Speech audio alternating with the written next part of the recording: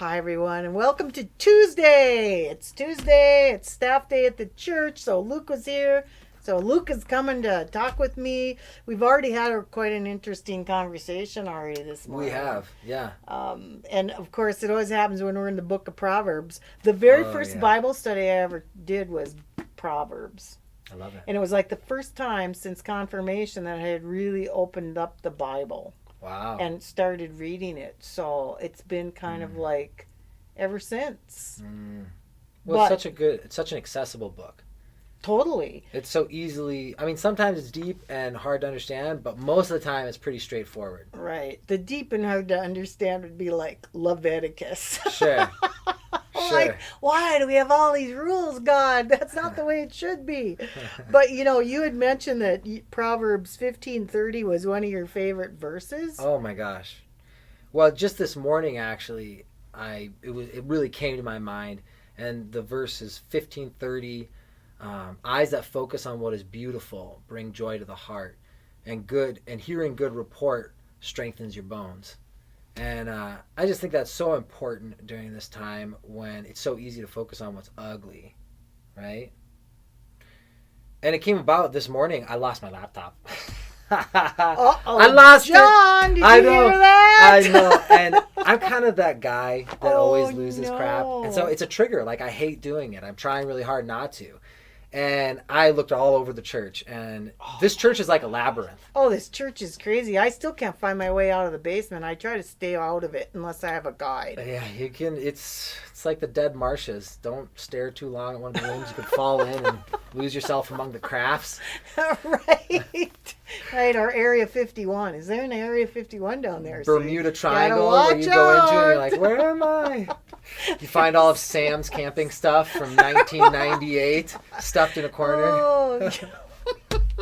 Anyway, I lost my laptop, and I was freaking out. I was honestly really bummed. And I got here this morning looking for it everywhere. I could feel that kind of like irrational frustration where it's like, I stink at everything.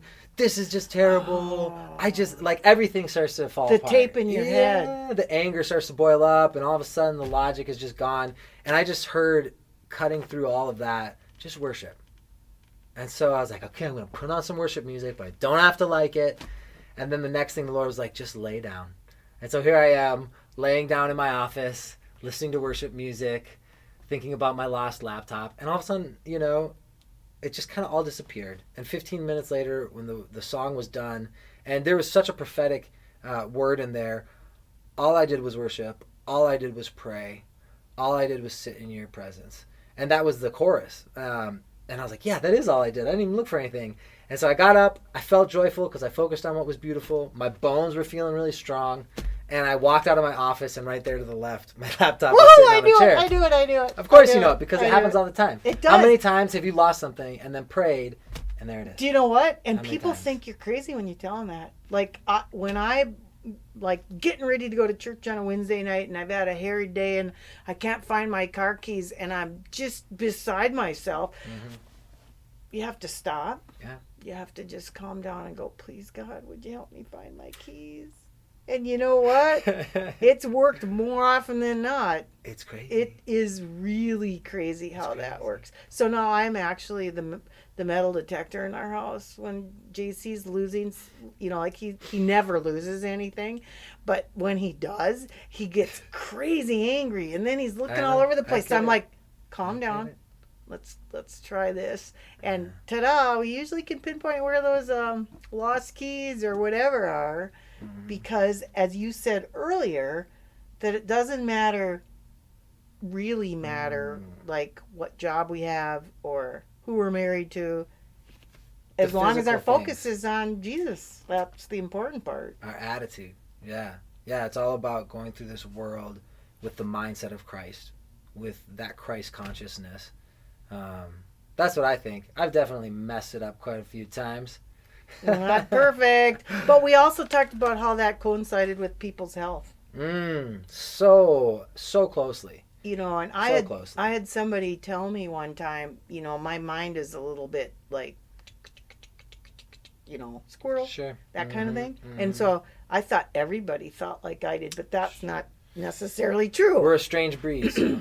And so what this woman said, she worked as a counselor. She said, but you should consider yourself lucky, because I have those tapes in my head too that say, why do I have to be like this, God? Why do I have to have all these ideas all the time and not enough time to do them? And why is it that I can pick up something and know how to do it right away and other people can't, and I just irritate people sometimes? And she's like, but at least with the way your mind works, your thoughts are happy and creative. There are people whose minds are totally the opposite. Yes. They think about death and suicide and things like that. Yeah. And at the rate that my thoughts change, I can't imagine what that would be except an really unhealthy life. To be focused on that all the time. Whew. I think scary thought, isn't it? Oh no, it can be scary if you don't have Jesus, for sure, because we're not in control of this wave of emotions that like washes over us. I remember when I was a kid, I would feel a wave of emotion coming and I'd just be like, oh boy, I better sit down for this, because you just can't control yourself. Even now, that can happen. But if you have Jesus, he is going to keep you solid through the storm. And I know that sounds crazy. Because you're not supposed to accept those feelings like their lives. Don't put a name to them, because then they start coming back and you've got a name for them and it's harder to get rid of them. I got a name for them, demons. But if you focus on something else, you're just like, hey, it's just a thing that's going to pass. I got it going on. Then I think it's important too to rebuke Satan in those moments. Like, how many times have I told him to get off my back? Yeah, I hear it. I hear you say it. And I think it's a good thing, because this is a spiritual war that we're in. And so many times we've got like these so like there's this concept of first heaven, which they talk about in the Bible, and that's earth. That's, the original creation. And there's a concept called third heaven, because Paul talks about he's taken up to the third heaven. And what's the second heaven? The spiritual warfare that happens right above us. Exactly. And so many times we're dealing with first heaven problems when they're actually being fought in the second heaven. And all we have to do is go to the third heaven and claim our identity in Christ, seated at the right hand of the Father, and no evil thing can touch us, and nothing can take us away from him. And problems can really just evaporate sometimes. But sometimes it takes a long time of prayer. It does, and it isn't an easy thing for any of us. Ugh. Pastors or any of us. No. There are just times when things just absolutely wear on you for a long time till you can figure out what exactly is going on. I lived in this great brick bungalow across from a small church in Mandan that was like old school Catholic, I think. Okay. And at noon, and they don't do this very often anymore, but at noon the bells would ring. Yes. Signifying that it was, in my day, it was like the fire whistle blew, and that meant get your butts home, it's lunchtime. So then your parents didn't have to call you, because we didn't have cell phones in our pocket or watches that buzzed or anything like that. Yeah. And so I had heard once that the devil hates stuff like that. So whenever those bells rang at noon, I'm like, Oh man, I loved it. I thought that was like super cool, like chasing the devil out of my yard, because I was that close to those bells. I love it. That, and it was lunchtime. Lunchtime can take away some of that Satan in you too. That's right. You have to be. Jesus something. knew you had to feed people before you could teach them something. Oh, no doubt. That was the first thing he did, was make sure your needs were met. Because if you're hungry, that's all you think about. You can't focus on the word then. And then you get to the Christ consciousness, like where Jesus was at, where he's like, well, it's okay, 40 days, I don't need food. I'm still going to focus. I wonder what that would be like. I go for a 1 day fast, and then like at the end, I'm like, Jesus, why have you tortured me with this? I get headaches when I don't eat regularly. In fact, coming from a good farm family, you always had your meal at noon and 6. And my husband has been giving us crap about that, It's like, we're going to my mom's for Easter. What time is dinner? You mean lunch at noon? So, but yeah, that's... The body likes that. The body likes it when consistency Yeah. So in Proverbs, which is really... I love Proverbs. Mostly probably because it's easy to read. But in the same chapter, I just noticed right now, this translation isn't the same as others I've read, but it says a bowl of soup This is verse 17. A bowl of soup with someone you love is better than steak with someone you hate. Oh, yeah. So in the other version, it was like it's better to eat vegetables with friends than to eat meat with somebody that you dislike. Yeah. And I've always loved that because I grow lots of vegetables, you know. Yeah. So that's kind of like my I like vegetables. And well, again, it's that attitude, because if you're with someone who is demonically oppressed, which is a real thing that happens, there's no doubt, especially if you're somebody who has the gift of intervention, but you don't pray, which means that, you know, you're sensitive to that and you can see it, and you come away from hanging out with someone and you're just angry. You know, you ever come away from someone and it's like your mood is totally that, and you changed? can't digest your food very well when you're feeling like that. Oh, It's interesting. really not good for your health to be disturbed while you're having a meal, which is why it's really important to have a nice, pleasant family dinner. I love a pleasant family dinner. Me too. And you know, I had a friend that said to me once, she said, for those people who don't pray before they eat, how do you really know when to pick up your fork?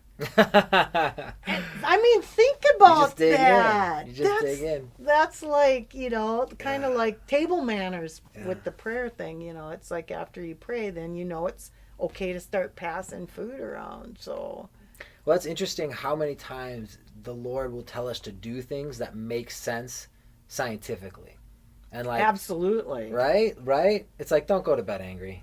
Right. Just don't do it. It'll rot your bones. It'll turn to bitterness. Yeah, because good night's sleep is a gift from God, man. No doubt. But yeah, isn't that funny? People think that as a Christian you're bound by so many rules, but those things are what makes the things that are guidance here are things that makes your life so much more pleasant. Like just even simply lying or fibbing, you know, like you tell a lie and then you got to tell another lie to cover that one up. Pretty soon you can't remember and just be a little honest with people. And like Doug always says, kindly, you know, talk to people about things that bother you. You know what that's like to have that volcano ready to blow inside of you and you're upset with someone. Yeah. You've never been upset with anyone. Ha! Ha! That's so funny. Yeah. You know, and until you kind of like speak it out, then it's inside rotting your insides. Same thing with tears. Like if you keep tears inside, not good. And you know what it says in the Bible, I think is so delightful, that he saves them in a vial. He collects your tears. Oh my gosh. So as a mothers, I think, maybe cry a little more than dads do. And then old ladies really get sentimental about things. But, yeah. Hey, don't put me in a box. I cry a lot. Okay, good. He collects our tears in a vial, which I thought was cool. So I don't know what he does with them, though, but... That is a great question. There might be some power in them. Well, we know there's power in tears, right? No doubt. I mean, yeah, it's a weird road to go down, but in the Old Testament, what did everything have to do with? Blood, you know? And he was always very specific about fluids from the body because... you know, I don't know if you want to get into like Enoch and all the weird apocryphal books. They talk about how when the sons of God came and made it with the daughters of men, they made the Nephilim. Genesis 6. There you go. That one's in the Bible. But then it goes further in Enoch that says some of the dark angels taught them sorcery.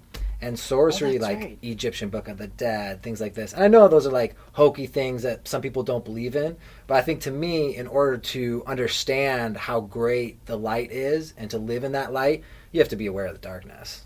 Right? because if you believe in the darkness, there's got to be some, you know, there's opposite to everything in physics. Yeah. So if you believe in the dark, you know there's got to be a light. So we believe in the light, so we know that there's a dark side that we need to be careful about.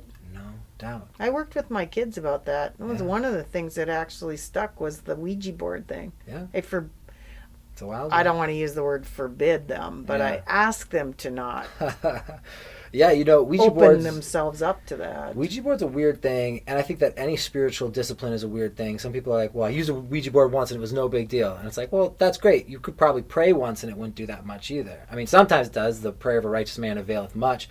But like any spiritual discipline that you're getting into, it's a discipline. So like some spirits only come out with prayer and fasting, the words of Jesus. Like if you are committed to like maybe praying for regional breakthrough against some sort of spirit, it could take some time of prayer and maybe some help from some other people to pray with you. Yes. And if you are, getting into Wicca, getting into witchcraft, and you like bring that Ouija board out every night and treat it like your god, I'm sure things are going to get weird. See, when we were in high school, we did Ouija board, but we were looking for aliens. Well, dang, what do you think? I personally believe, and here we go. We don't hear about demons anymore, right? No, we don't. When was the last time you heard about a demon? I think that alien is the word that we've come to call the supernatural realm. When the supernatural punches through into the physical. It's like, oh my gosh, I saw something I couldn't explain. And demons aren't real, so it's probably aliens. That's an interesting thing. And there's a whole bunch of sci-fi movies out there, Have you ever seen, I shouldn't even bring this up. This is totally probably shouldn't bring up aliens either. Right. Except that we were talking about the movie Paul. And it was a hilarious movie about this little alien dude, Oh, really? My brother was in the Air Force, and my other brother was visiting this weekend, and we got to talking about the fact that whenever I'd ask him about, like, area, is it 54, 51 or whatever, yeah. he would just have nothing to say. And so sometimes, how do you determine what silence is? So he didn't know what was going on there, but I'd never heard that comparison, that because people have to put a name to something that they don't understand. They have to give it something so that they can try to understand it, don't you think? Oh, sure. Yeah, definitely. And when you read a lot of alien accounts, how they're like sticking things into people, and like a lot of it's torture, a lot of it's some weird stuff. And it's strange how much the name of Jesus comes up in alien abductions. If you read through it, a lot of them are like, Jesus was like an experiment, and we used it's weird stuff if you get really into it. I've never gotten that deep into it, I guess. I know. So whether you believe in it or not, because like Andrea, like my wife, when she was young, her family has crazy spiritual active lives. Like her mom, when she was young, her roommate came in and was like, I just took a vow of Wicca, and I'm a witch now. And her mom was like, well, you can't stay here anymore. And this girl kind of got frightened because she was like, well, I thought it was just, a fun thing that we were doing. Yeah, people don't understand the depth of that. Yeah, and so she was like, well, and she was freaked out. She's like, will you pray for me? And so Teresa, Andrea's mom, started praying for her, and this cross came up and like sped across the room and slammed into the wall. And they were like freaked out, but then they just had this peace come over them, and they just fell asleep. And that was that. And when Andrea was a kid, man, I've got so many spiritual stories. Goodness gracious. Like some people can be like atheists because they've never had a spiritual experience. And I get that. But I've had so many weird spiritual experiences that I just can't say that anymore. I have mild spiritual experiences. Like they've all been pleasant and positive. Oh, that's awesome. That's good. Because we, and I don't understand what it's like to be like born again, because we were really raised in the church. Like I've known my earliest memory when I was probably 3-ish years old, besides knees, when you're only that tall. I remember people's legs, but not their faces. But I did eventually deduce through conversations with my mom that she was in my very first memory as my Sunday school teacher. And she told me, which I found this hard to believe because she's pretty accepting about things. She was a wannabe artist, like she'd want to be an artist her whole life, but could never really get out of her life, as a wife and working in a small town and trying to survive. Told me that suns aren't orange, they're yellow, because we were coloring a picture. But I have to disagree with her, God rest her soul, that there are orange suns, and I've seen the sunset, many times when I used to drive around the countryside, and it comes in all kinds of colors, and it's the most gorgeous thing ever. Yes. And it's a very, what would you call it? It's like stability in our lives, that the sun comes up, and then the moon comes up, and the sun goes down, and the moon goes down. Things that we can hopefully count on until we're no longer here. Although I wouldn't mind being here when the earth was restored.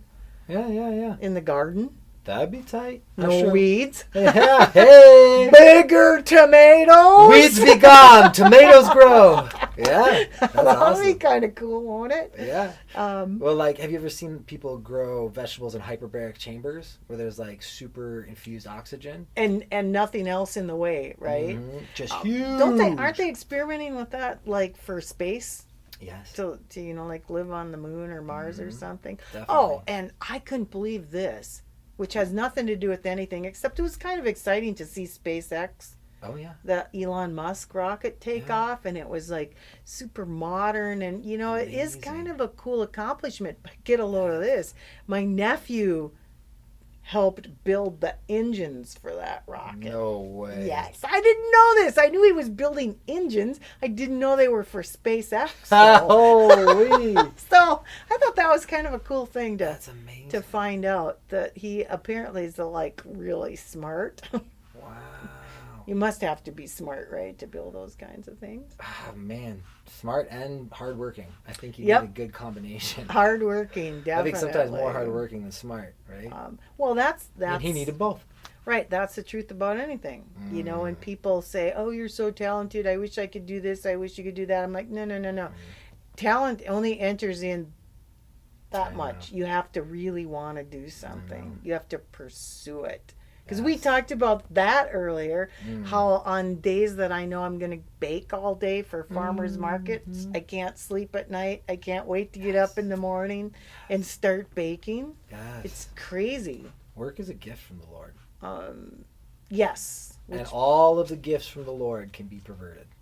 So if you hate work, maybe think about, I don't know, praying more. I don't know. Well, definitely. Find something It's else. so tough. It's so tough. Maybe Well, because there is going to be that grind, right? There is going to be that desert season where you're like doing something that you know you love, but for some reason it just tastes like sawdust. And it's like, whoa, wee. So I think it's hard to know when you're in a job that like you hate or you're in a season where the Lord is building some mental toughness and some endurance in you, right? I'm tired of building up endurance. What was it? Lucy used the word persevere yesterday when I talked to her, and I'm like, "You're only in the 3rd grade. You know what persevere means?" And she did. It was like kind of like you just keep going, keep trying until you get where you have to go. The big race. Yeah, John Maxwell wrote a book called "Talent Is Never Enough." Yeah, I read it, but I wish I would have lived a little harder. It's just, you gotta put the work in. Right, because I know people are extremely talented that, and I don't understand this. At my age, I'm surrounded by lots of people that have retired to do what? Sure. What are you doing? Anything I want.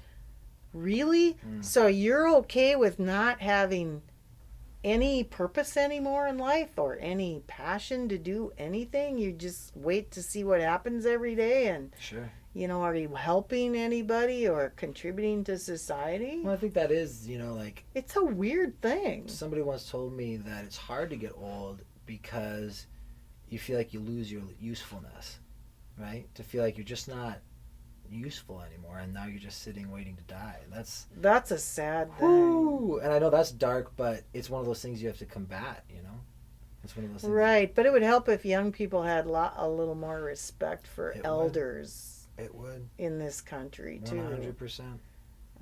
Because, I did all those interviews, and I've always maintained, I interviewed a bunch of people like my mom's generation and up for some books that I worked on. Yeah. And these people have knowledge about things that now with this COVID thing, people are like, "Oh, I want a garden and I want a can and I want to do this and I want to do that." And I'm like, now think about who really are the experts here. And it would be the people that lived before electricity. I mean, they had to feed their families without refrigerators and big box stores and things like that. So therein lies just a vast wealth of knowledge. And then the farmers of those days had an intimate relationship with the land.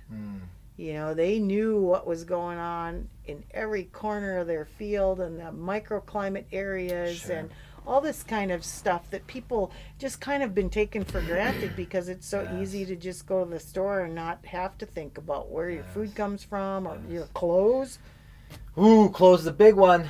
Yeah. I mean, food, like where we get the things that we use is something that we do not think about enough. And, you know, you go into Walmart and you're paying $5 for a pack of shirts, but it's the environment that's paying, you know, right. or the little people that are sweatshops. sewing them. Yeah. There's an incredible advantage that is being taken of the third worlds right now. And it's tough because you don't want to go to where it's like, well, you shouldn't give any work to the third world countries. It's like, well, no, of course, these people need to work and they need to build up their economies and they're ready to do it. And so I have no problem making sure that everything is fair is the hard part, right? Like there was that factory in India that Nike was using, and it was obviously that the building was about to collapse, but they just kept sending workers in there, and then the building collapsed, and it was like 1,500 people died. That's terrible. Just to give Nike their cool clothes. Right, but it's not only that, it's just that they're pricey. Mm-hmm. But where's all the extra money going? Right. And it's tough for us to sit here and talk about it when we don't know. We don't know our supply chain. So that's why I think it's important, like, we don't buy stuff unless it says fair trade. I know that could be ignorant on our part, and maybe we're just like entitled millennials and we need it to be fair trade. Or is it we're enlightened individuals that don't want to take advantage of people because the real cost is the people who can't fight. They don't have the power to fight. And when we pay more for clothes, we make sure that people aren't going into conditions where they might get crushed to death. Right, or they're underage workers that could be outside playing in the sunshine instead of working every day. So well, it's hard to know. And maybe we're the ones that are screwing it up. Maybe we should be having our kids go and work a little harder. Well, I think kids should be working definitely. But this is a country of excess. Yeah. And so I'm going to use that as a segue because we're out of time today. Cool. Okay. This might be an uncomfortable segue, but it's a segue of excesses. Okay. And so in the parking lot next week, we're offering space to anybody who wants to sell off some of their excesses at a rummage sale. Ooh. There'll be vendors, I guess, for lack of a better word. You just bring your tables early morning on the 20th, which is Saturday. Is that the end of this week already? Gosh, 20th, yeah. Oh my gosh, COVID brain. I never know what day it is today. Today, yesterday, whatever. I have to start doing a bulletin again for church services on Sunday. I know last Sunday I was like, check out the bulletin. And everybody was like, there's no bulletin. Know, right? And I'm like, well, never mind. I'm sorry. We're going to do it. We're going to do it just so I can keep it whatever day is straight. Work. So, and the anniversaries, you know, like I've been mixing up weeks there stuff. So I'm like, please forgive us. We don't. Well, re-entry is tough. You know, like last Sunday, the Apostles' Creed wasn't up. Oh, yeah, and John's skirting around the back of the church. It's not even his fault. That's my job. Oh. Well, hey, after all these years, we should know it by now, right? Yeah. I think we did pretty good. Yeah, I think we did great. But we're having this rummage sale thing, and so you're welcome to bring your wares and sit out here. It's going to be on the Washington Street side. You'll get lots of traffic. We've got a couple people in the congregation that'll be out there kind of helping a little bit. And then, of course, our Sunday services with the bulletin. It's not going to be a huge bulletin because we're still not touching things around here. But soon, right, we'll be a little bit more back to normal. And please God, it's Communion Sunday. Could we go back to wine and bread instead of this encapsulated little thing? Cardboard? Yeah. I've tasted paper better. Hey, some of that really good card stock can have I know, right? Or homemade paper made out of plant materials. I mean, that's just fiber. That's roughage. Right. So anyway, before we get too carried away, which is easy enough for us to do, creative people think not alike, but sort of simultaneously out in the universe. So we're like everywhere. We were in the universe. 9 o'clock, 11 o'clock. We got 11 o'clock watch party, 9 o'clock live stream. Luke will be here. I'll probably be here. It'll be an awesome service about gifts. Yeah. And how you can use your gifts, which really had a little bit of entry into our conversation today. Spiritual gifts. You got to use Spiritual gifts them. and Keep the use forces them of wisely, darkness right? away. Absolutely. And after you retire, you should be out there helping people instead of Netflixing all the time. Although I do watch Netflix, not all the time. As do I.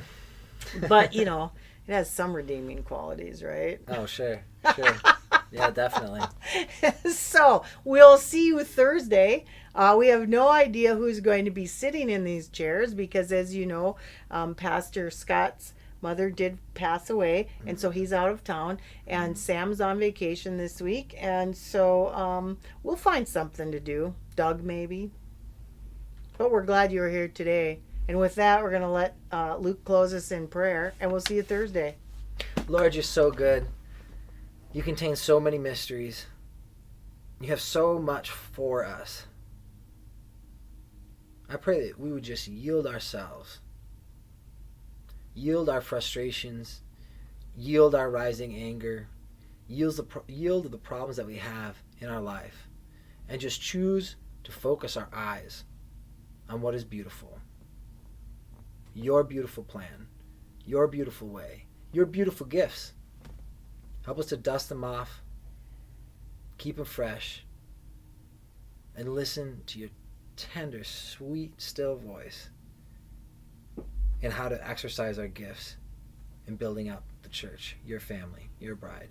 In your name, amen. Amen. Thanks, Luke. Thanks, Sue. See you guys.